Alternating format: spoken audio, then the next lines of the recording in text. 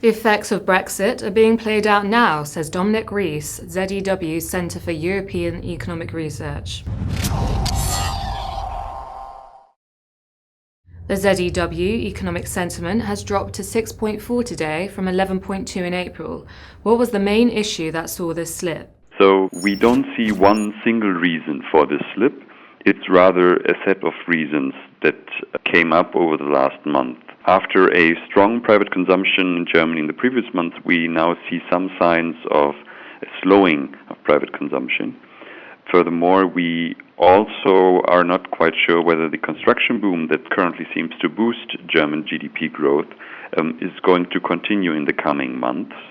And then obviously there's still looming uncertainty over several issues surrounding Germany, the Eurozone, and the wider global economy, such as the potential Brexit and the growing popularity of nationalist political agendas, as well as still, for instance, the slowing of major emerging economies.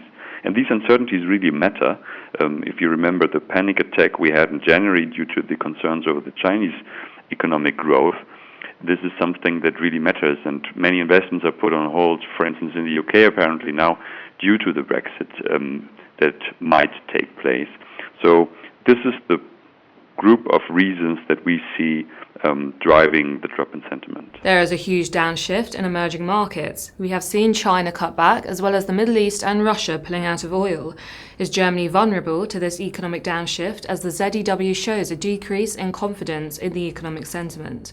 The downshift in emerging markets is obviously something that is weighing heavily on the German economy due to the export orientation that most economic sectors in Germany have. Obviously, the Middle East and Russia pulling out of oil is a particular kind of problem.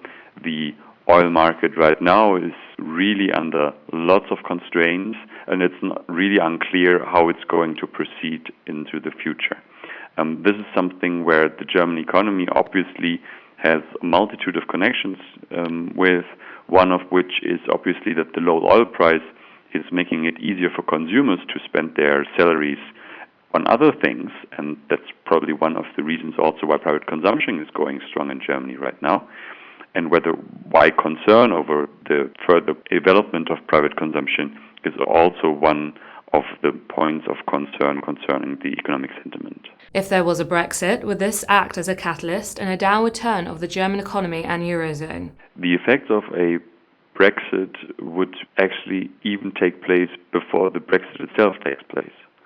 So what we are now observing is that this uncertainty around a potential Brexit is already resulting in investments being put on hold, both in Great Britain as well as the rest of the Eurozone, and of course also in Germany, which is one of the most important trading partners of the UK.